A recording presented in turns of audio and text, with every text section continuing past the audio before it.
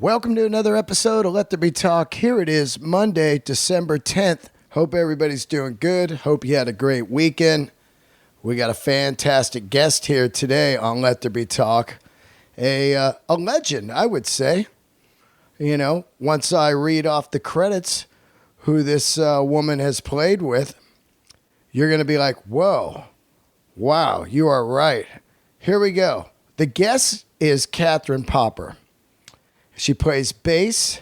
She has played bass with Ryan Adams in the Cardinals. She's played bass with Jack White. She's played bass with Grace Potter, Levon, Helm, Willie Nelson, and on and on and on, man. I am telling you. This is a great guest today. Bass is such a great instrument. So funny, when I first started getting into music, I wanted to play bass. I didn't even know there was a difference. But I remember there was this song by Lakeside called All the Way Live, and it had the most amazing bass, and I was like, I want to do that. You know, and there was this guy, he was my Little League coach, and he had a bass, and he goes, oh, it's a bass guitar. And then I saw how big it was and everything. I was like, oh, I can't play. The bass guitar was bigger than me at the time. But bass, you know, it's so funny. Bass gets such bass players, I should say, get such a hacky, cheap shot at them. All those dumb bass player jokes, you know, so blah, blah, blah, blah, the bass player, blah, blah, blah, the bass player. It's like, if you were a comedian, you would never even do one of those jokes because it was just so hacky. It'd be up there with Asian drivers, am I right? Some of the coolest people in bands are the bass players, straight up. I've met some buffoon guitar players and some insane dummy drummers or singers. Doesn't matter. I think for the most part, if you got 3, 4, 5 people in your band, you're going to have some dummies in your band, unless you're like in Rush or some crazy super nerdy band like Yes or something. But Kathryn Popper, great, great guest. Of course, you guys all know I'm a Ryan Adams freak, so to tap into a little bit of the songwriting process of the Cardinals and that whole era was just incredible to talk to her about. And she's just fantastic. She's got a band right now called Puss in Boots, which is pretty cool. They're playing around New York. And then she's also going to be doing a once-a-week residency with Jesse Malin, which is how we met, and you'll hear about that on the episode. The great Jesse Malin, who I had on the show a few years ago. They're going to do one of Jesse's records each week in January, so that's going to be pretty cool. If you're in the New York area, go to Jesse Malin's website. I'm sure it'll have all the info. Before I do get into the episode, let's touch a little base on what's going on out there. I got some kind of fucking cold right now. It's just a creeper, which is more annoying than being full-blown sick. I don't really ever get sick that much, ever, really. I think the last time I was sick was when Breaking Bad was on its 3rd season. I remember well because it was just a flu that just pounded me. And I was like, oh, I'm down. So I watched all 3 seasons of Breaking Bad, 1, 2, and 3. And it could have been one of the darkest periods of my life. A fierce flu watching that grim show. It was awesome. So anyway, I got this annoying kind of throat, nose, ear thing going with a little bit of vertigo combo to throw in for a party. You guys check out the Grammy nods happened, a couple days ago. I was just looking through it here. I never understood, which I'm dumb, of course, I guess, because I never even looked, what the difference is between Record of the Year and Song of the Year. Of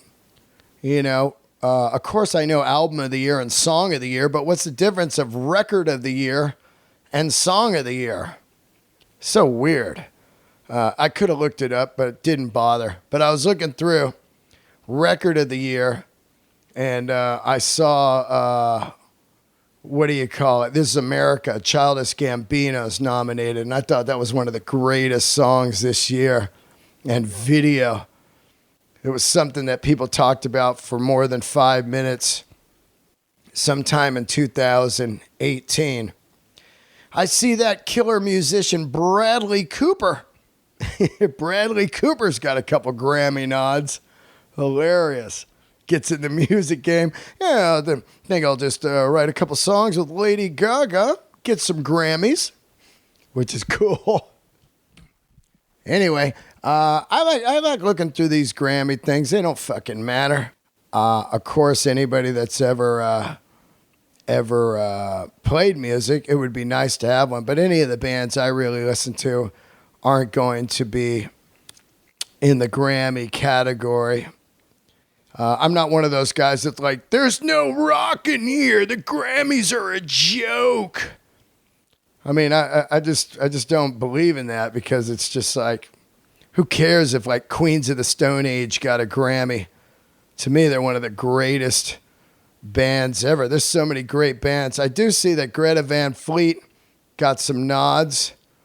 I see Dave Cobb is up for producer. Dave Cobb, one of the greatest producers going right now. He is the new Rick Rubin, doing all that great work in Nashville, which, by the way, the new Rival Sons is coming out in January, and I cannot wait for that.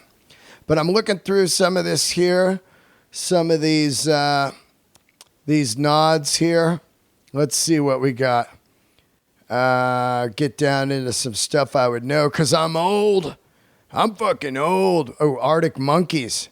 Now, oh man, I love this record, Tranquility Base Hotel. I've talked about it a few times, but Arctic Monkeys, 4 out of 5. Great fucking song. Cornell getting a nod there. Rest in peace, the great Cornell. Greta Van Fleet in there for Highway Tune, which is a fantastic song. Metal. I always like to look at the metal here. Condemned to the Gallows, Between the Buried and Me. Honeycomb, Death Heaven. Electric Messiah, High on Fire. Oh, wow. High on Fire, rad. Now that's pretty cool. High on Fire getting a Grammy nod. Holy shit. Hats off to that. That would be so great if they won. And then let's look at rock song here. Black Smoke Rising, another Greta Van Fleet. I heard they got like 4. We got 21 Pilots. What's this for? Best rock song. Rats. Oh, by Ghost. Rats is in there. Ghost. That's a good song. I like that video too. Ooh, here's my old friends. Best rock album. Alice in Chains. Congrats to Alice in Chains for getting in for their new record. Wow, that is cool. Ghost is in there. Greta and Weezer. A lot of great bands in there that have been around for years. Weezer, Alice in Chains. That is just cool right there. Beck is in there also for alternative music album. So, Beck, these are all groups that a lot of people say the old, whatever happened to Beck? Because they only listen to one record. Or Weezer, I love the Sweater Song. They just give up. David Byrne. Kicking in a Grammy nominee. That is cool. Alternative record. And Arctic Monkeys back in there. So anyway, it's always fun just to kind of blast through that stuff. Let's pay some bills right now. Got some advertisers. You guys, what are you going to do for the holidays? You guys are looking for gifts. So I've got some special stuff for you Dale Raisers. Get some good deals on stuff. First up, you need an electric toothbrush. I got one. I've been using it. Quip is the ultimate electric toothbrush. I love this thing. Go to getquip.com/Delray. That's getquip.com. That's getquip.com/Delray right now and get your first refill pack for free with a Quip electric toothbrush order. So here's what you do. You go buy the electric toothbrush, and it's basically a fantastic service where they deliver new heads every few months, because you know your toothbrush is old as shit sitting in there right now. Dead toothbrush. You got to re-up your brushes, man. And what better way to do it than with Quip? I love this. No bulky charger. I bring it all over on the road with me. I love it. Holiday travels, clean and easy. Multi-use cover that mounts to mirrors and unmounts with just a slide. No bulky charger. 3 months on one charge. Get an electric toothbrush. Clean those teeth of yours. Most people just kind of slosh around and then move on. This is the ultimate electric toothbrush. Get quip.com/Delray right now to get your free refill pack when you order a brand new Quip electric toothbrush. Also, the holidays are here. You're going to want your hair to look good. I don't know why it's such a weird, dark secret. Like, ooh, I'm bald. Yeah, do something about it. Talk about it. It's who cares? Everybody, shit, I'm going bald. Everybody goes bald.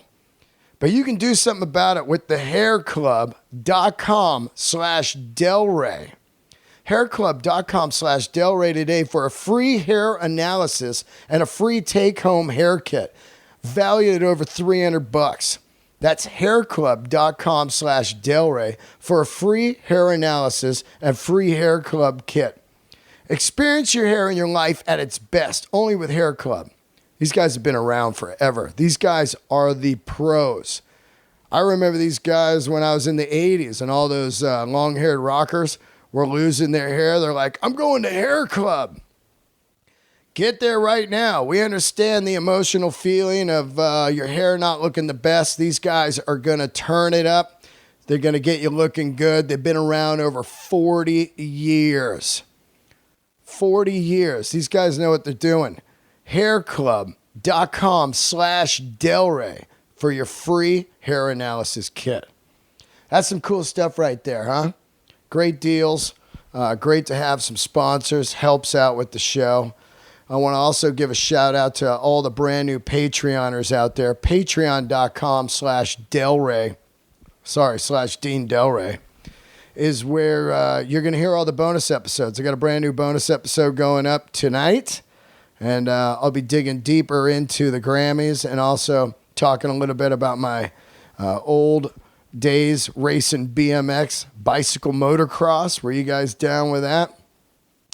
New Patreoners, Fat Dennis. How are you, Fat Dennis? Hell yeah. You might want to say fuck sugar and be Skinny Dennis. Fat Dennis is Patreoner. David Stupakis. Ooh, I got that, I think. David Stupakis. He's a Patreoner. Miguel Aguilar. Brand new Patreoners. Thank you for supporting and listening to the bonus episodes. I think we're up to number 13 now. And I enjoy doing them. They're fun, and it seems like you guys like them. Upcoming shows, December 24th through the 31st, I'm in Las Vegas at the Comedy Cellar at the Rio Hotel.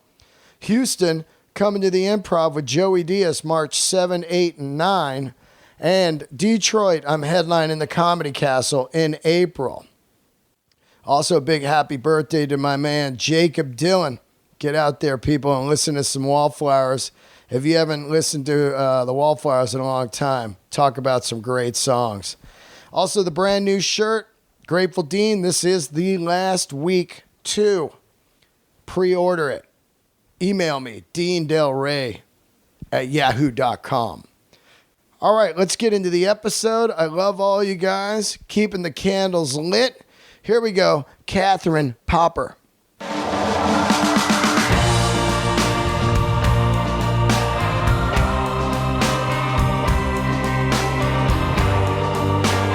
All right, here we are, another episode of Let There Be Talk. Fantastic guest today. Introduce yourself. Well, my name's Kathryn Popper. Yes. We just met on Saturday. We did. So funny, right? Like I've never met you before. I mean, we've been in the music world for years. We've been satelliting each other for a long time. Side by side in different worlds. Yeah, it's like being at separate ends of the phalanx of the army of shit. Yeah. When I showed up, we did this benefit for Stacy Dillon. It was for Crohn's disease. Her son has Crohn's disease, and Jesse Malin's band was playing.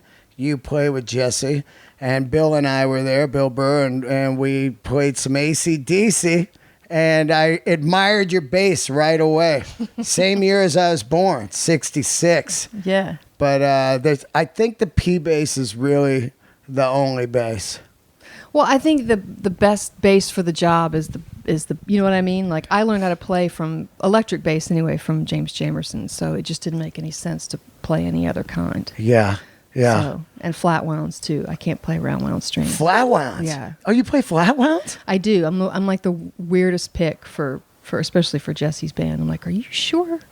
Me? Really? Because, you know. What do you think that he reached out for? Because it's funny, I didn't realize you were the same person that played in Ryan Adams' band, the Cardinals, and I was just like, oh, wow, wait a minute, you know?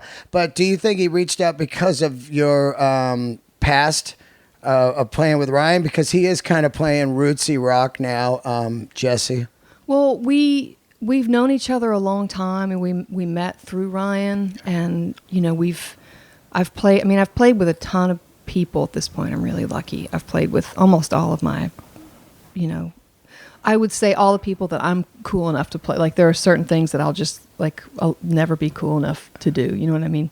But I think, so I think he just wanted somebody who, I mean, I guess it's rootsy, but it's also a little bit, you know, it's like a Jamerson, Paul McCartney thing.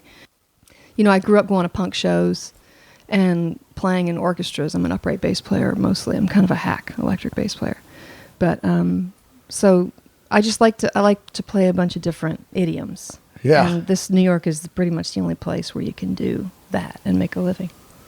It's just to use that word, make a living. It's so crazy in music, you know. It's just unbelievable the landscape now. It's crazy.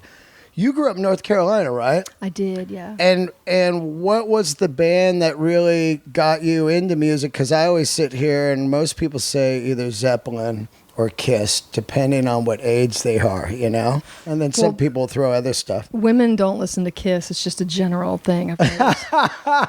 And like the AC/DC thing, I was like, holy shit, I'm playing AC/DC. Yeah, you said it was your first time you ever played it? Yeah. I'd never played an AC/DC song. And we didn't really, because I said to the guys, I was like, listen, are we going to do it just like the record? And they're like, don't worry about it. I was like, no, I will learn it exactly like the, and then of course you guys played it like the record. And then I was like, I have brought shame upon my people because we didn't stick it because of whatever. But I grew up playing classical music, but I literally used to go, you know, I always say, you know, I'm 45, and like, remember when you used to have to go to a bunch of different record stores? Yeah.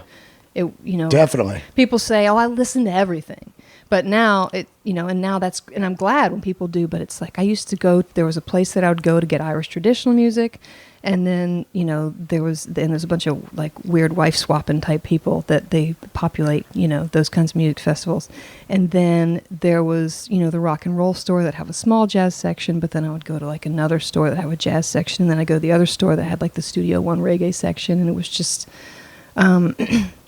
So I guess, I mean, I'm not trying to be that guy, but like I grew up listening to Ray Brown and Charles Mingus and Schubert and also The Damned. The Damned, I had whatever, every Damned cassette and, the strawberry vinyl with the pig on it and the Clash and the Police. Like, I guess the Police was sort of, I missed 70s rock completely until I was about in my late 20s. That's wild because you kind of grew up, right? I'm 52, so I guess you're just a hair behind 70s rock, but it was, and you grew up in North Carolina, right?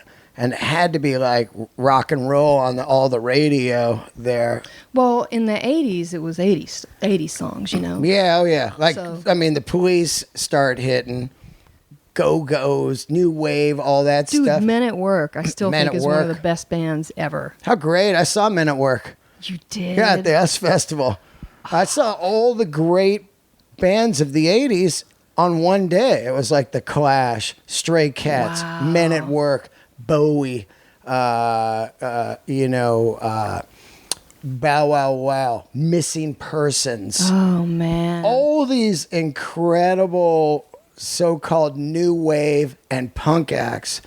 And it's interesting. I say a lot of times the reason that we're so into them was the songwriting was so fucking good. Yeah, well, I think a lot of, I know it was sort of from what I understand, the whole 80s movement was a sort of a reaction against, the smarter sort of disorganized chaos of rock and roll or whatever. So I don't know. I feel like I just came on and latched onto it. It was really neat and tidy, and I still love 80s music, and I don't mean, get dressed up and go dancing with my friends, because fuck dancing and fuck friends, but like hanging out and listen to that shit at home. It's great. And, but I also really actively, I got my nose broken in a pit at a punk show, but I was playing, and I was the first chair upright bassist in the All-State Orchestra, and I just, I was kind of an idiom nerd, and then I think it was, I couldn't get a hold on electric bass for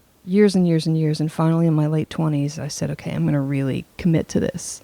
And so I listened to the Beatles, and I'd never liked the Beatles, and all of a sudden I just got it. Wow. And I wanted to talk about the White Album with anybody who would listen, like, have you guys listened to the White Album, man? Yes, we They're like, we actually have. 20 years ago. Yeah.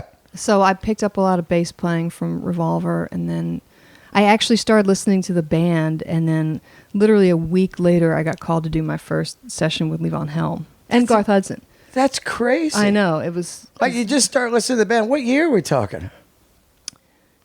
2000, maybe? And then you get a call to play on Levon up there at his place? Yes. Well, somebody had hired Levon and Garth to do a session, and at this beautiful studio upstate called A Lair. It was just this gorgeous palace on top of a mountain. And then me and Levon and Garth hit it off, really, really well. And I ended up doing subsequent stuff with Levon. I played the Rambles and stuff with him, and I used to just go hang out in his kitchen. And Wow. yeah, that was pretty cool. There's nothing like the band. No, there really isn't. There really is nothing like the band. When you put it on, you go, how did this even happen? Every guy sings. Yeah. The songs are incredible. Each guy is a monster on their instrument. And also, how did even record companies even take a chance on that? Like, if you looked at it, you'd be like, no way. Now when you look at, like, say, the Avett Brothers or all these bands now that, like, are kind of hipstery looking and stuff. But if you looked at that band back then, you'd be like, there's zero commercial potential here. I feel like, and again, I'm talking as somebody who wasn't there at that time, but I do know that, and you're a little older than me, but from people have told me, back then we didn't know what the bands looked like. It was, what they look, you'd see the picture on the back of the album cover, or you'd see them in concert, and they'd be specs on the stage, but like maybe that contributed to it. I guess somehow. so. I just love that happened. Yeah. And when I see people playing now that are going for it, like say Jesse or whatever, I just love that people are still doing it when same with the band. There's no way they were doing it we're going to be big rich stars here. Yeah, they were doing it to do it. Did you read Levon's autobiography? No. He and I sort of take a cue from him because I turn down more work than I take. Just because some health issues, but also I just don't want to travel right now. And Levon, he left. There's a part in the book where he just didn't like what was going on in Dylan's band, and he just said, I'm going to go work on an oil rig. I'll see y'all later. He went and worked on it. He quit and went and worked on an From oil Dylan rig, to oil rig? which is not a good job from what I understand. The Like, it's worst. dangerous. Yeah. So I think, he did it how he wanted to do it. And that's one thing I love about Jesse too. He does it how he wants to do it. And Jesse is also one of the most generous, amazing people I know, and an amazing performer too.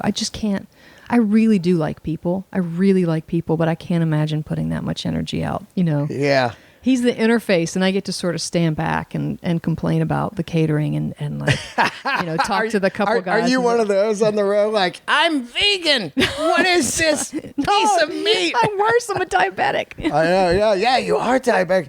When did you find out you had diabetes? When I was 22. 22. Do you remember? Was it in your family? Because you're type 1, I'm type 2. Was it in your family? No. And how does it hit you? Because I remember how it hit me. I was just on the road doing comedy, and all of a sudden I was like, oh, something's wrong. Because I felt like I had a 72-hour panic attack. Like my body was just trembling. I was cold. I couldn't sleep. Oh, wow. I just felt like, and I knew, and I was super irritable. These two guys were just talking back and forth on what hotel we should get. And I was just like, shut the fuck up, which I would never do, How did it hit you? I mean, to be honest, I don't really remember. So I'm 45 and I was 22. And in women years, that's about 60 years. So I just remember not feeling well, and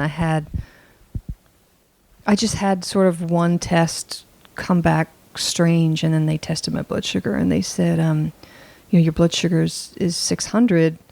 You have to go to the emergency room. And I said, man, I got a gig. And I was playing an off-Broadway show. I was getting paid, $45 to play in this off-Broadway show, subbing for somebody. And I didn't want to let her down. So they said, well, we'll give you a shot and let you go. But, Godspeed to you. Whoa. Yeah.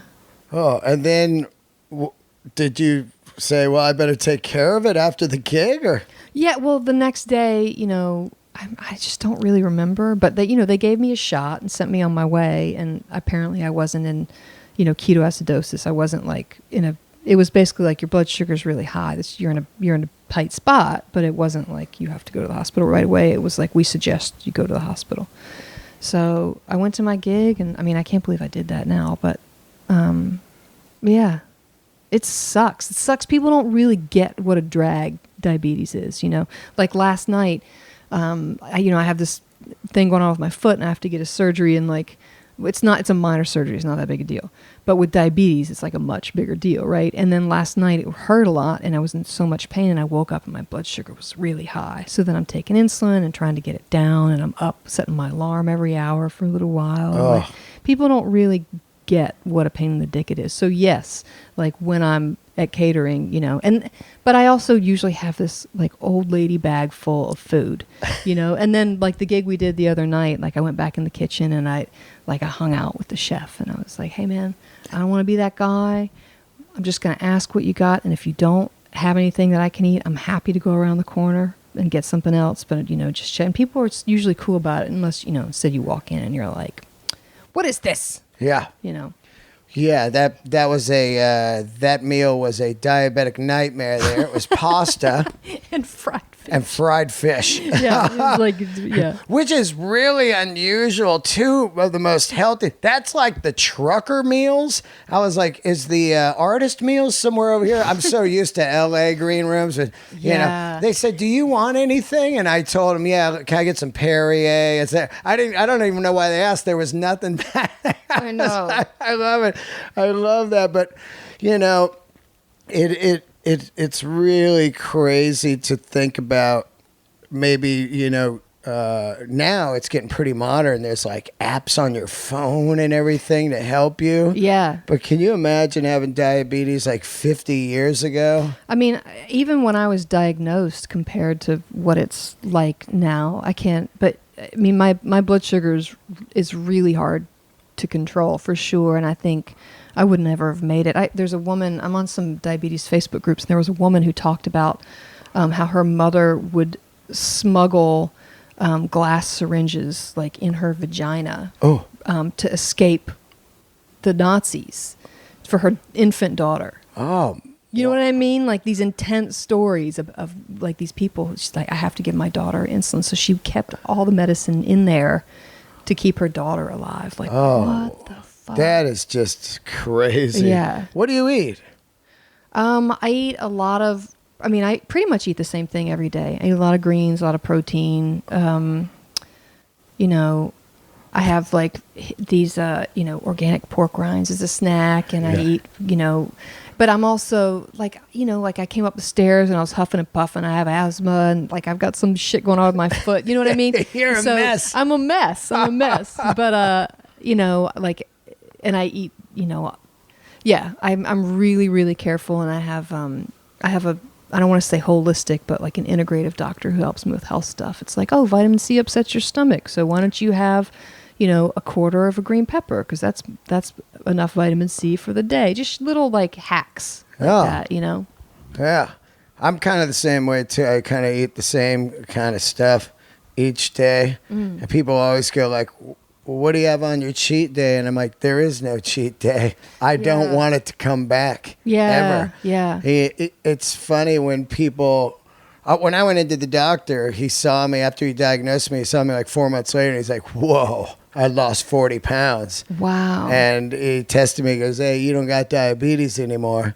And he said, I tell people every day they got diabetes, and they walk out that door and don't do anything about it. That's crazy. It is crazy. I guess they just don't love what they do. I love comedy more than I love candy, unfortunately. Yeah. No, that's it's pretty almost even, but well, I think a lot of people don't understand that that you can sort of train yourself to not, look, I'm not going to lie. I miss pizza and I miss pasta. I miss pizza. In this town, New York, and I walk by pizza. And also, if you don't have a lot of money, you could eat $1 slice. I know. But I don't know about you, but I spend a fortune on food. Oh, exactly. Yeah. Exactly. I just went to Trader Joe's and Whole Foods, and I'm just like, yeah. It's expensive, and then health insurance and medicine and all that stuff. But like, I see what people eat. I was reading an article about how white rice is fucking up a lot of Asians. The worst. And so I don't like I think the smell of white rice makes me sick. I'm just used to not eating that way. You eat brown rice? No, I don't eat rice. I eat small bits of brown rice, but how about quinoa? I don't do any like carby stuff. I sort of zero carby stuff. Well, not zero. I'd say I eat a certain amount of carbs a day. I probably eat like 50 carbs a day total. Yeah. So. I like to get a little bit of black beans and brown rice, or else I find myself faded. Yeah. Because I go to the gym a lot. I'm walking a lot. I'm working a lot. And if I don't, I am fucking gone. Well, and there's no reason for you to not eat that stuff. For me, it'd be a nightmare. Yeah. But it's not, it's not like it's fattening but just, the carb situation. A lot of people they don't understand the carb thing for diet. It's really funny, man. Some of the conversations that I end up having about it. But just basically don't go up to a diabetic. Like, this is just a general thing, and be like, oh my God, my grandfather had diabetes and he lost 47 of his toes. Oh, yeah. But, I'm sure you'll be okay. Yeah. I think that the world is just fucked on diet, because one week eggs are good for you. Then the next week we read eggs are no good for you. And then it's like, have meat, no meat, wine, no wine, alcohol. And it just matters who is funding the promotion. The demons of the, hey, wait a minute, man, the egg company, we put this money in here. Eggs are fine, whatever, every week. So you don't know. You're just like, fuck, I don't know. So to me, it's whatever makes me operate okay. Yeah. With no diabetes and low cholesterol, right, and being in shape at 52, because I don't want to die on the road. Yeah. Yeah. Is that why you don't go on the road, because of health issues, or are you burnt on it? I'm a little burnt. It is hard for me. I have a hard time sleeping on a bus. Like, And it's funny because I don't know about you. Like, I mean, I feel like a lot of performers I know. Remember when you used to be younger than everybody? Yeah. And you were the kid, and everybody was dogpiling on you because you were the fucking kid. Yeah. It's like, jerk off, blah, blah, blah. And now, like, I'm older than everybody, and I'll be on a bus, and I'll be older than the band and the bus driver. Yeah. So, which is fine, but I just realized, like, yeah, I got burnt. It's hard for me to find food. It's, it's hard to sleep. But I'll go out for like a certain amount of time, and I'll go out with the, the Jack White stuff. We would go out for like 2.5 weeks. Yeah. I just don't want to do like 6-week runs anymore. And maybe I'll get there again. But yeah, I've turned down a lot of work, and it makes me a little nervous. But right now I'm in a Broadway show. I'm playing bass in a Broadway show. Oh, really? And it's closing in January. So What show? It's called Head Over Heels. It's the music of the Go-Go's. Oh, really? Yeah. And it's a Broadway show. And what is the show? Is it the story of the Go-Go's? No, it's the story of Arcadia. So it's based on this medieval play, and it's got a bunch of gender nonconformity stuff in it, and it's a really gorgeous message, especially in the current climate, and it's closing on January 6th. How long has it been going? It just went like a year. And you've been playing it in a whole year? Yeah, I have. Wow, what's that like? I'm really lucky. Yeah, how'd you get it also? Like, do you audition? Do you get recommended? I'm trying to think. I've dipped in and out of Broadway stuff. It wasn't something that I really wanted to do, because I was traveling a lot. And then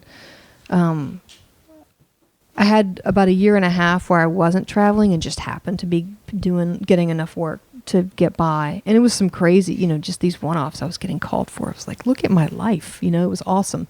But I thought this can't last forever. And then I guess, I got recommended somebody in the Broadway world. And it's like, I guess Broadway, I thought, well, this is going to be great. I just, it's 8 shows a week, but I only have to be there at a certain time. And, I got my days free, and you can sub out up to 50% of the shows legally. Oh, is that how you went on the road? That's, yeah. Oh. So, and just how I could, do the Jesse gigs and whatnot. But it's a lot of work because, it's like the show tonight starts at 7. It's like, well, I kind of got to get there early so I can eat something because I can't eat at 10:30 at night or not, So it's a lot more work than I think I'd anticipated, but I'm really lucky because this show, it's a rock and roll show. So it's a 5-piece band. We all get along like gangbusters, and it's a rock band. So I just, I get to do like hot licks I want, and and you guys are playing the Go-Go's. We're playing the Go-Go's. The whole catalog, or? I think it's maybe 12 Go-Go songs. Yeah. Wow, that's awesome. Yeah, it's been awesome. And how long are the shows each night? With an intermission, I guess 2.5 hours. That's so cool. 2:20, yeah. And so it's every day? It's Monday night is the theater's dark, and then it's Tuesday night, 2 shows, Wednesday show, Thursday night, Friday night, 2 shows Saturday, and 1 show Sunday afternoon. Oh, wow. So it's a lot. You got health care? Yes. That's great. It's going away. Oh. But man, how fucked up is it to have dental insurance, you know? I would love to have that. And glasses. I just went and had my eyes checked today before you got here. $100 it cost me. Well, that's even not that bad. No, that was the best deal I found. $100. Seriously. I was like, all right, I'm in. Yeah. It was a good run this year, but I'm just really lucky that I get, knock on wood. This is the kind of thing I'm going to say, and I'm going to tempt the fates. But like, I work, and I have my own trio too. Yeah. Called Puss in Boots, and we're doing a bunch of stuff. I don't know if it's. I do know what it is. Yeah. Yeah. And we've gotten really busy too, and we're going to be maybe making a record next year. And I'm the new. We all sort of switch up instruments and play instruments we don't know how to play. So it's like the crowd comes, and it's 2 women. It's Norah Jones and Sasha Dobson. Yeah. And we get up there, and we just kind of there's some things we do really great, and then a lot of things we just kind of take a giant shit on stage, and everybody is having a great time. We tell dick jokes, like people are rooting for us, and then we sing really pretty together. So that's amazing. It's really great. Let's talk a little bit about the Ryan Adams years, because I'm a huge fan of Ryan Adams. You know, he had Heartbreaker, then he has Gold. And to me, those are masterpieces. And then there's kind of this run of, you know, records he's putting out. And then all of a sudden, he puts together the Cardinals, and he has these incredible run of records. How do you get involved? Do you know him from the old days of North Carolina? And how do you get into the band and everything? Because I know you guys all wrote together. It became like a band, and you did these great records. I think James Eha gave him my name. Actually, we had just done something. I don't know. Ryan will tell. Like, I asked him once. He's like, I don't know. He wouldn't tell me.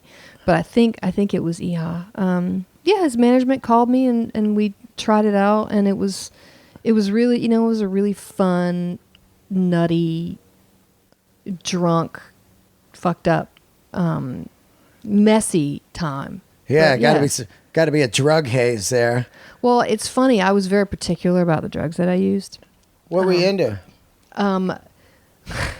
Whiskey and opium. Yes. But a friend of mine, I don't know if Mike Doty is a friend of mine, somebody I play with some, but he said, Kathryn, I find it incredibly charming that you think that during the height of, you know, the Gulf War that you were getting opium. He said, that was black tar heroin, you dumbass.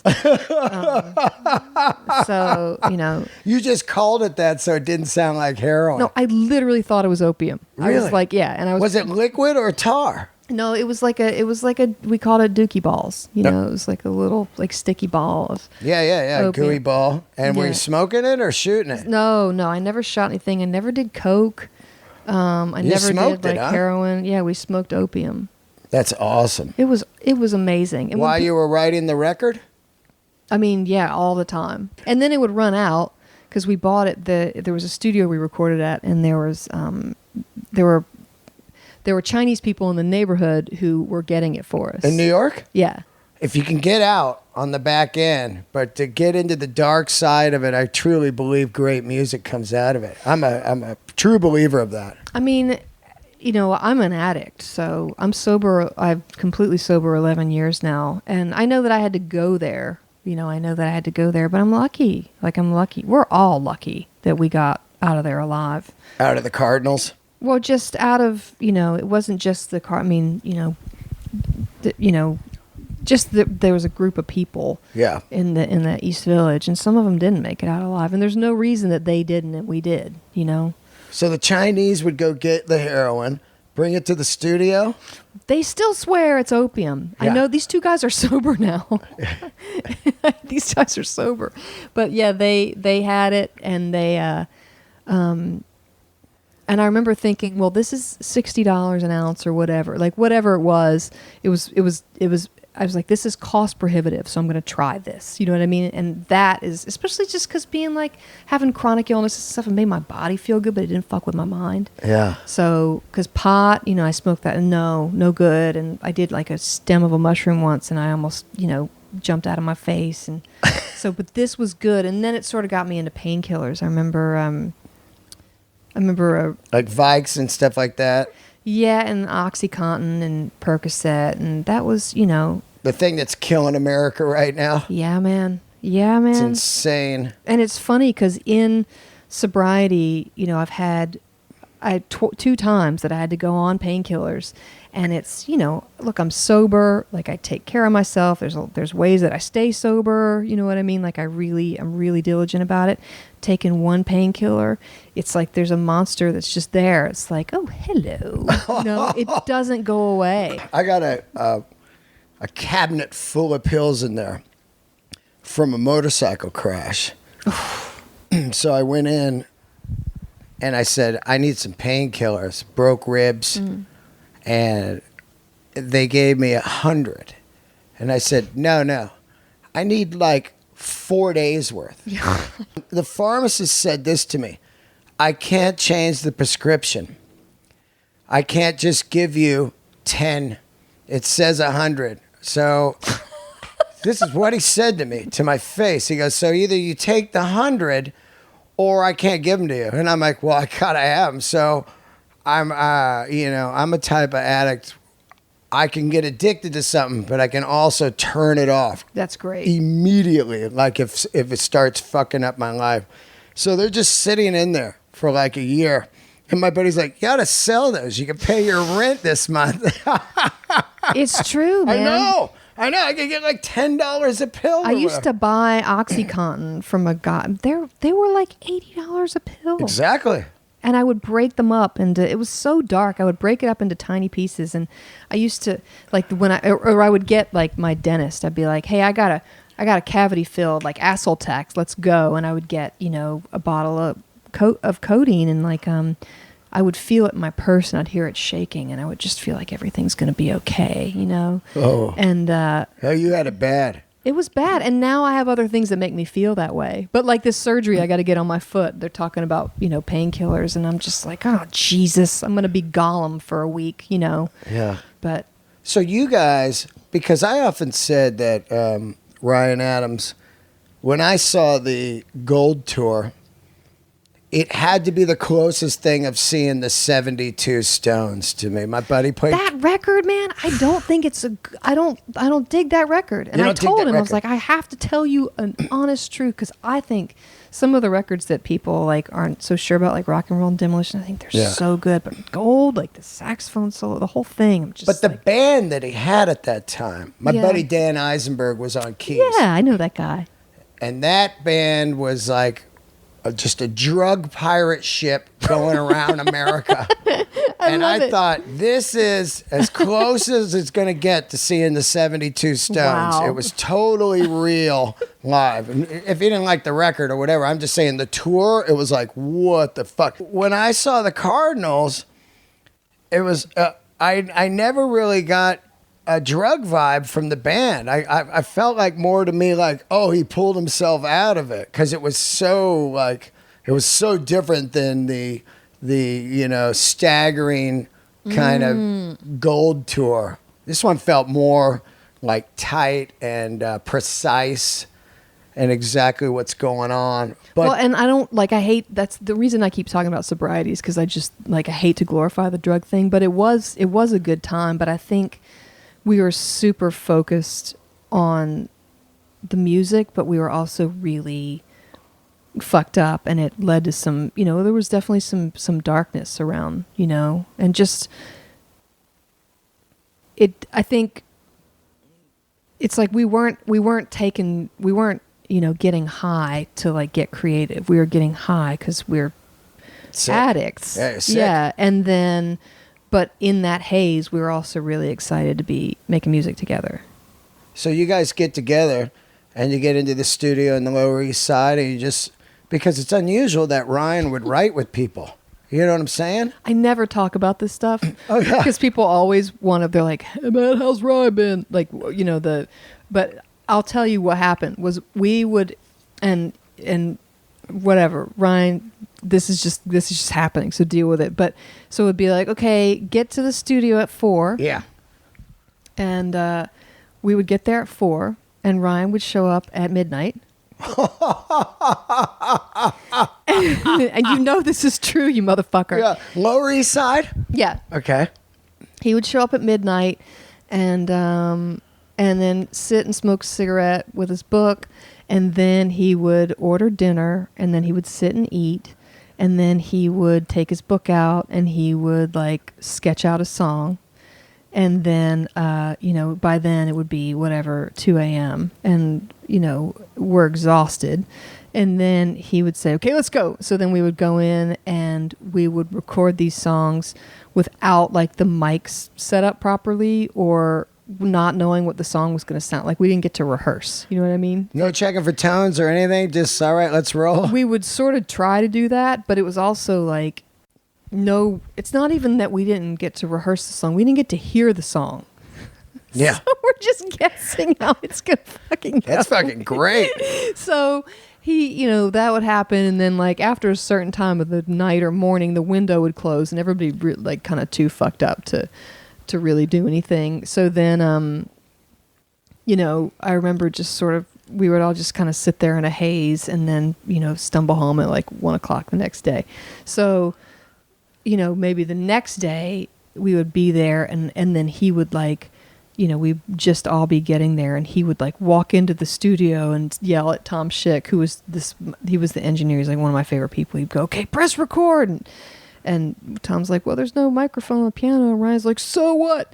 So it was the same thing. So he would leave and then I would, I was really careful because I'm not interested, and I'm not like the kind of bass player you hire necessarily for like the most precise playing. That's not true. I do a lot of that, but on these I would pick a few notes. It's like, well, I have to correct a few things because we didn't know how the song was going to go. But it was those records are so beautiful sounding. They're so lo-fi, and like, a lot of those songs, like, you would either miss the nuance of the radio or they would not be able to be played on the radio because the production values are so lo-fi, They sound incredible, though. I think they're some of my favorite records I've ever made sonically, for sure. So great. Yeah. Now, this also was Ryan's heavy Grateful Dead era. He discovers kind of Jerry and the Dead. Were you much into the Dead? No. Not at all, and you never got into it. No.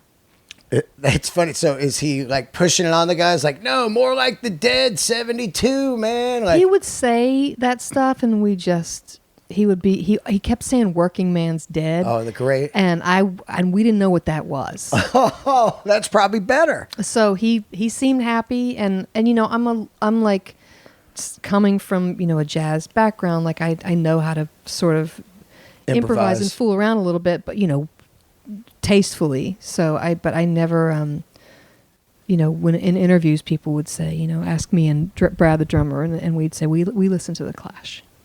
Yeah, that's what we would say. I think that's where you get a combination of that because I think the Dead was a second win for Ryan. He's kind of he does the Golden Heartbreaker, then he does the rock and roll record, and he's inspired by the at the time the Strokes and Oasis and all this rock of New York, and then all of a sudden he finds Jerry, and it's a whole nother inspiration in his life, and I think that really is how it's always been for me. Also, you go through these long phases of music, like I only listen to the Clash, and then all of a sudden you're like, oh, you know what? I only listen to Johnny Cash now. Yeah. And then next thing you know, you're on to, the Beatles or whatever. And they're bumps that keep your creative mind going. Same with comedy. When I see a comic, an old special or something, I'm like, oh, wow, I've never even thought of comedy in that kind of frame. So, I mean, and then it's great that you guys weren't into the Dead, because then or else it would have just been kind of this dead wannabe record. Yeah, I totally agree. Which would have sucked. I think, like, I remember Nels Cline, the guitarist, is a friend of mine, and he had told Mike, there's a record that he did with Mike Watt called In the Engine Room. Yeah, I had Nels on the show. The guy's a god. Oh, he's just the nicest guy. And I said, you fucking played on In the Engine Room? Oh my God. So he told Mike Watt about me, and I get a message from Mike Watt on one of my social media things, and he was like, hey, do you have any original music you can send? I have a radio show, and Nels says a bunch of nice things about you. And I was like, well, this is it, man. Like, I've peaked. You know what I mean? Mike Watt is messaging me, but I said, I don't, and at the time I didn't have any original stuff, and I said, I'm sorry, I don't, but I just want to let you know that I have spent my life trying to sound like you and failing, and made a career out of it, so thank you. And I literally don't sound anything like Mike Watt, you know what I mean? Yeah. But like trying to be that, you get your own thing. And that's, I think, what happened with me and Brad, like we just, we were just following Ryan, but not, it's like if we had said, oh, I'd literally played Wharf Rat 7 times before I knew that it was a Grateful Dead song. It was like, oh, we're doing this whatever this jam is. I don't know. I mean, Yeah. he did that all the time on stage. He'd start playing a song I'd never heard. And I think a lot of people would freak out to be doing that in front of like 20,000 people. But I was like, I don't give a shit. Bring it on. You Not know? at all. It's just music. Like, let's That's what it see is. what happens. And it's fun as hell. I don't think the people ever bothered me at all. I think the less people, the worse. 20,000's easy. I think 20 people that paid at midnight that are just staring at you is way worse. Yeah, because they're like, oh, they're just there. But Yeah. 20,000, there's going to be people that are on board. That's true. That's true. Your I've odds never are seen good. 20,000 boo, except for like in the 80s when it was just a shit band opening for Van Halen. That's what you did. Yeah. You booed, but not now. Oh my God. Yeah. No, you're right. You're right. But yeah, and I don't mind playing a song I've never heard in front of, 20 people either. But no, you're right. We just did it Saturday. Well, I had some prep. Fucking with you. But I was still so bummed. I still feel like I owe some sort of amends to the rock gods for like not getting those hits. Yeah, it was great. It was fine. But still, like if you're going to, the whole point of AC/DC is the bass player, like don't notice the bass player, right? And then here I was like missing the hits. Come on. No, you played with Ryan for a while, and like 3 records. Oh, 4 actually, right? I mean, towards the end there, you weren't in the band. Why did you leave? How many records did I play on? You played on Cold Roses, Jackson City Nights. Then the next 2 were done all in one session. Oh, right. One long recording. Which 80, 84 or whatever it was right, called. exactly. And Easy Tiger. And then, I played a little bit on Easy Tiger. During the Easy Tiger sessions, I just quit. It was too, I was exhausted, and it was, it just got intense, and and there would be every day I'd be like, okay, it's like 1:00 in the afternoon. I gotta go. I'm tired. And he's like, if you leave, you're fired. I'm like, I don't work here anymore. Like that happened all the time, right? And then it wouldn't even be like it wouldn't come up again. But then one day I just left, and then that was it. And then and then he got somebody who was so much better, who like wanted to tour and wanted to be on the road and do the thing. So it worked out for everybody. That's a tough gig to walk away from, Ryan Adams. But you played with some people that I consider the all-time best. Jack White, Ryan Adams, Willie Nelson. I mean, these are like fucking icons. So that says a lot about your playing. I mean, and who you are. You could sit there and shoot yourself down, but those people could play with anybody. Well, I think I'm a good bass player. I just think I'm not a good, I'm just not, if I told you the gigs that I turned down this year, it's like... Who are they? I can't. Really? I can't, yeah. But it's like, it would be like great money gigs, but I wouldn't be at home, and they would be amazing. And I just realized, I was like, I got to roll the dice, I understand that. If you don't like the music, then I totally respect that. But the thing is, it's rare that I don't like the music. That's really rare. I mean, there are some things. I remember somebody asked me, David Sanborn is looking for a bass player. I was like, well, first of all, I'm not the fucking guy for that gig, right? But second of all, I don't think I could. And I don't have anything against Dave, because he was actually a jazz player, but like I just don't think I could do that, But I'm a side man. Like I think, I'm like somebody who gets hired by people. It's kind of old school, and we say music, mates, and money. It's the 3 M's. So as long as you got 2 of the 3 M's, you're good, right? And I think, for the most part, because there's some gigs I love. I have my own another trio where it's just with 2 guys, and we'll play. I think we played to 8 people last year at one point, and 5 of them were the opening band. Oh, I know that gig. It was so fun. You know what I mean? It was just like we all were like, we should do a gig, and we were all sidemen. One of the guitar players plays in Hamilton. You know what I mean? We were just like, let's get together and workshop some of our tunes, and then we were like, okay, how do you get a gig? Like we didn't even.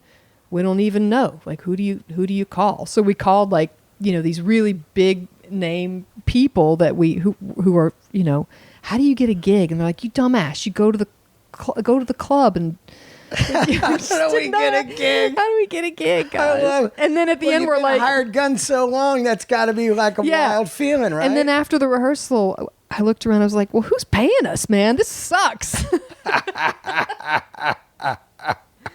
Yeah. When you look at the guys, the people you played with, say at Jack White and Ryan Adams, do you see similarities in the people and the two guys, because they're both workaholics? They both write tons of songs. Mm-hmm. They both know exactly what they want. Do you see a lot of similarities, or are they totally different people? I mean, I guess, songwriters, this idea of, there is this sort of similar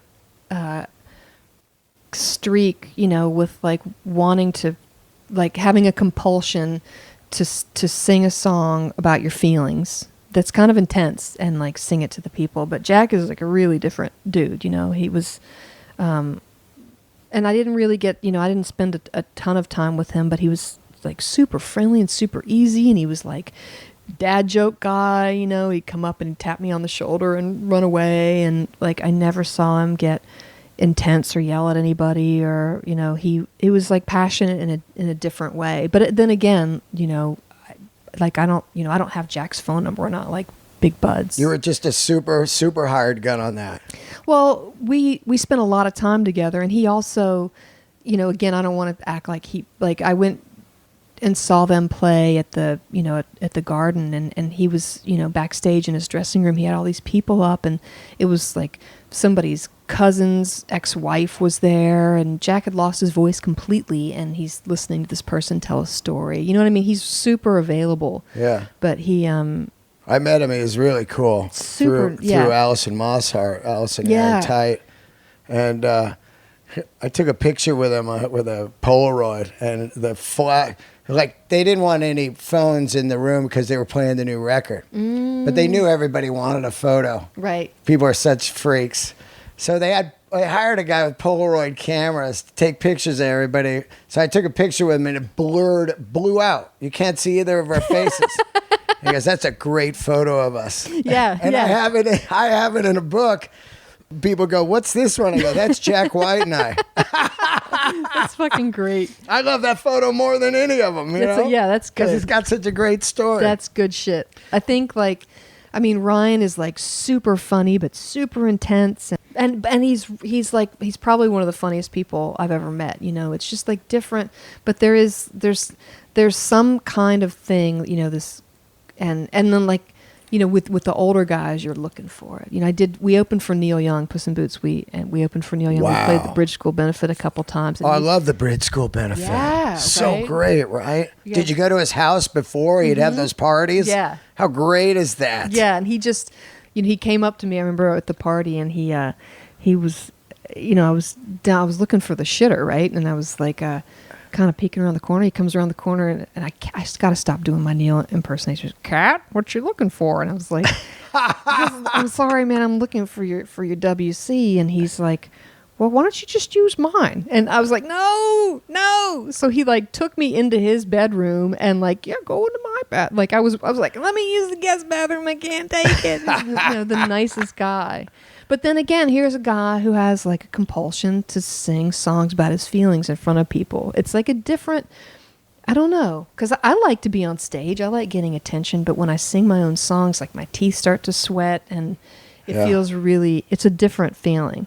It is. Songwriting and songwriting is such a weird animal. But also stand up. Like you're writing, and this is like original shit, and you're the interface between the crowd, and they're only looking at you. Yeah. When I'm a sideman, I can be in the back doing a great job, but thinking, did I leave the iron on? And what am I gonna, making a grocery list? I don't know. Oh man. Now let's get a little bit into. Do you care about gear at all? Are you a gear nerd? You don't give a fuck. I have a bass that sounds so good you can plug into a toaster. The 66? Yeah. You got a story on that? How'd you get that bass? Well, like I said, I had a hard time with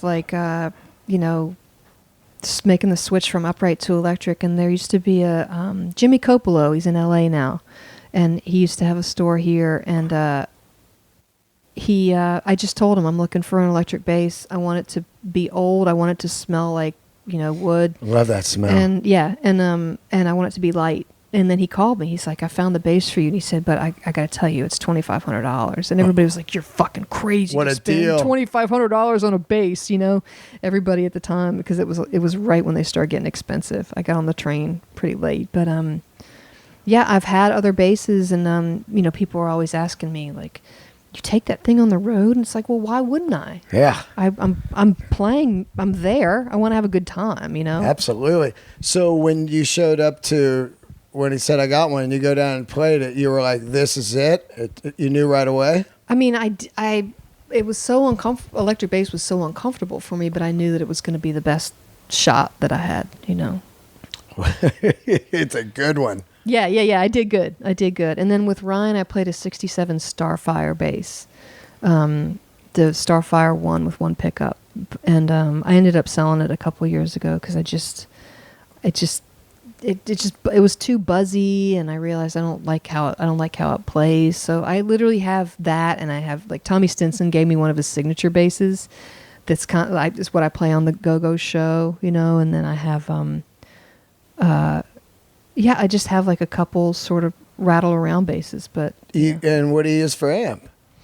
Well, I have an endorsement with Ashdown, which I love.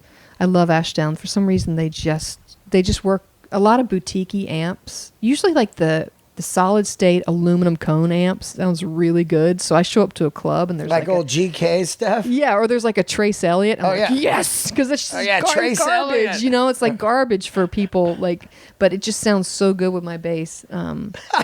Trace Elliott. Yeah, right. Just aluminum. Yeah, totally. Zero bottom end. For the flat wounds, it's just great. But I'm stoked when there's an SVT up on stage, but literally, and something happened in New York about 15 years ago where clubs started having amps. So I just figured out a way to make it sound good, Where are you living at? I live in Ridgewood, Queens. Oh. Yeah. Why'd you land out there? Just the price?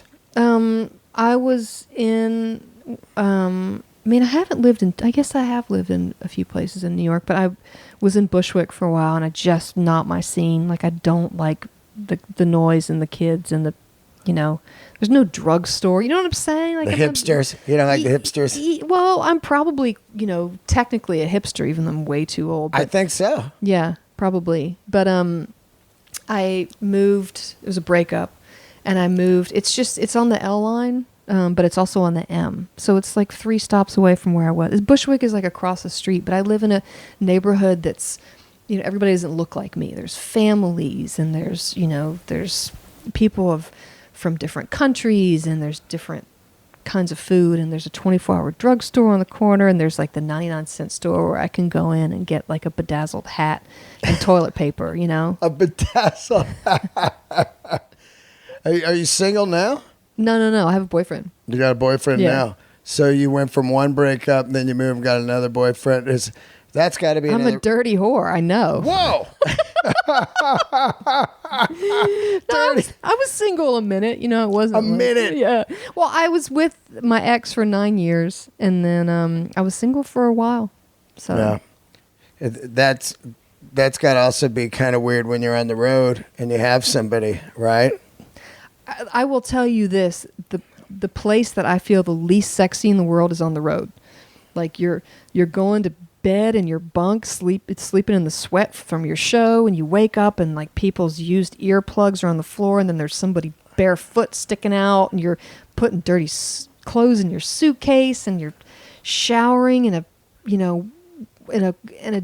day room where there's somebody else's cum puppet in the drain, and it's just everybody's feeling gassy because they drank too much, or it's not a place where I'm I've never fucked a fan. Never. I'm not saying fuck a fan, but I'm saying you're away from your man. Oh, sorry. You can edit all that stuff out. No, but I do like that also. But I mean, did your man, was he, what kind of biz was he in? If he's dated someone for 9 years, was he just a normal, like, civilian?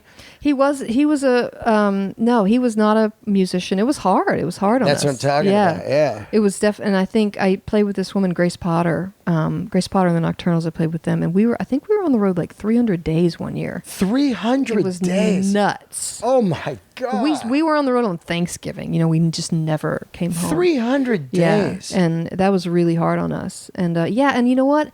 I have like a dog. I love my dog. I need to be with my dog. What kind of dog you got? He was meant to be he was meant to be a Rottweiler. Yeah. But it turns out he's mostly Basset Hound. So he has this Rottweiler head, and he's really long and stupid looking. His name's Sherman. Yeah. Well, I can't thank you enough for coming and talking to me. It's so funny, like, because we had a mutual friend, Jenny Wade, and she's and she was like, "Oh, is that Kat Popper in the background? I guess some photo." I said, "Yeah." She's like, "Oh, I love her." And then I said that to you, and then I looked up your name, and I was like, "Hey, this woman played with Ryan Adams, and I saw the tours." Oh, wow. Yeah, I saw the tours. I just didn't put it together, and then I was like, wait a minute. And then it came to me. You know, I think it's funny because I had seen Ryan at one of these really bad gigs, and I'd seen Ryan probably 25 times. So I was like, oh, that's it. I don't need to ever go see him again. I was just done. He's the king of retribution. Like, you know what I mean? It was the weirdest gig I ever saw. Like, he was playing, and then he was angry at the crowd. Then he brought a turntable out, and he was playing Madonna records on the stage. I don't even know if I dreamed this or what, but that happened. And so I was like, yeah, I'm good. I don't need to see it. And then my buddy goes, hey, man, Ryan's coming to town with the Cardinals in L.A., playing this theater I'd never been to. He goes, I'm working at it, and I can get you front row. And I go, all right, I'll go to that. I remember I went front row, and I watched the show, and it was fucking mind-boggling. Wow. I was like, oh, my God. And then I was so in love with the Cardinal records. I was back on board. And I love that about artists where you think somebody's out for good, and then, you know, Jack White, you know, people are like, oh, how could you break up the White Stripes? And then, you know, he does the Raconteurs. I'm like, this is insane, you know? So yeah, it was great to meet you finally, and then I jammed with you.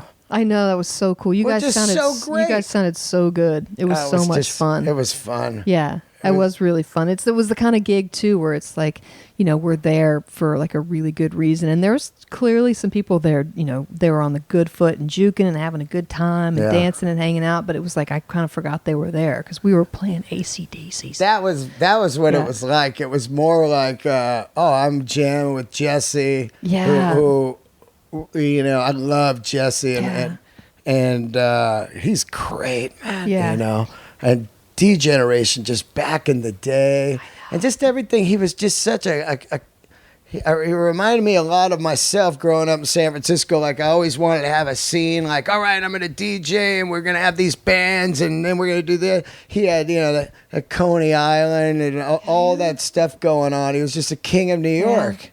And he's still in it doing it. And he's got great players. You guys are just killer. He does. He has his finger in like 45 pots, right? It's crazy. And then he's still behind the scenes, like he takes care of all of his people from back in the day. It's just whatever. I don't mean to like, but it's, you know, he's an impresario. He'd be so mad if he heard me say that, but he is. Like he's awesome. He can't walk out the door of his apartment without, you know, seeing 50 people that he knows. I mean, fucking Bruce played with him. I know. You know? That's all you got to say. Him.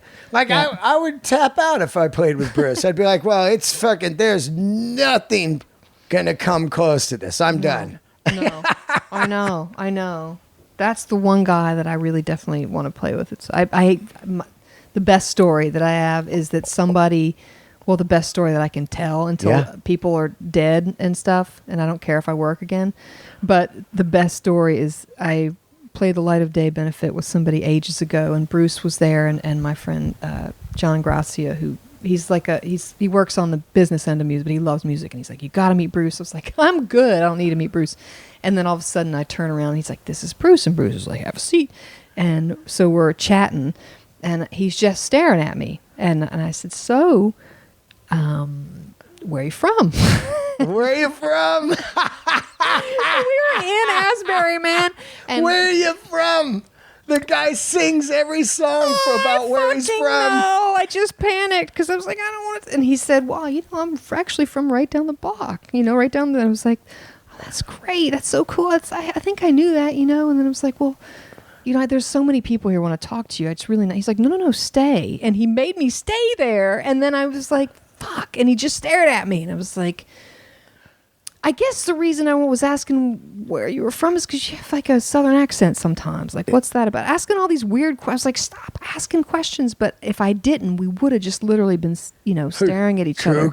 So I'm asking him, like, why do you have a fake accent when you sing? It was so. You asked him that? Well, I just said, why do you have this accent, like a southern accent when you sing, And then I was like, that's kind of a weird question, man. But I asked Bruce where he was from. So. So what are you going to do after the Broadway play? Well, Jesse Malin has a run of dates at, he's going to perform, whatever. We have some gigs at, in New York, and then. In New York? When's that?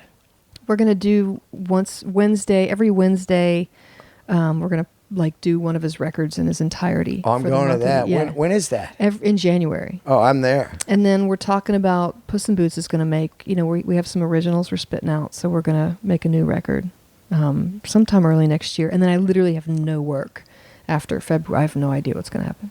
Whoa.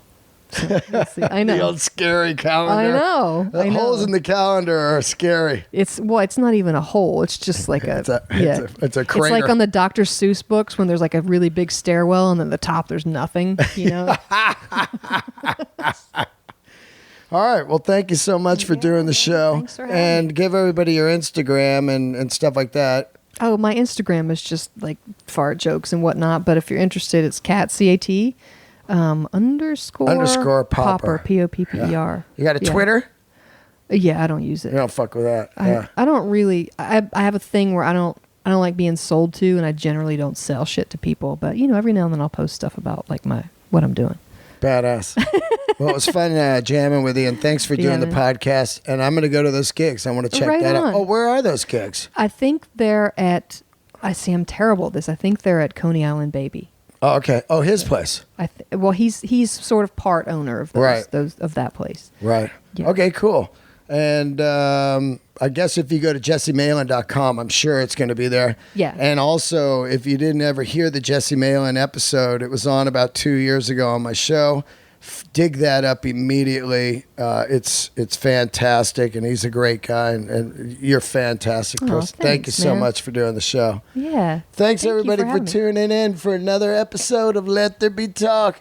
Candles lit.